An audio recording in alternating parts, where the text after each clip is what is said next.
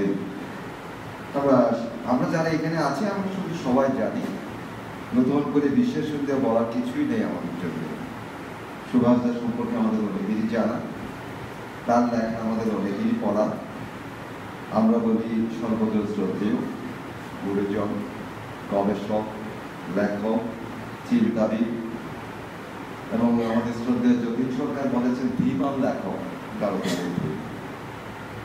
এবং এই লেখা চোখার জগতে সামান্য কিছু বিচরণ আছে বলে আমার মনে হয় আমাদের বাংলাদেশি গারো সমাজে যে দুজন ব্যক্তিত্ব এখন চলমান রয়েছে, এখন উজ্জ্বল নক্ষত্র হিসাবে আছেন আমাদের প্রাচীন দুজন, একজন অন্যতম প্রধান সুভাষ, আরেকজন আমাদের মাননীয় প্রিন্সিপাল মনীন্দ্রনাথ রহমান।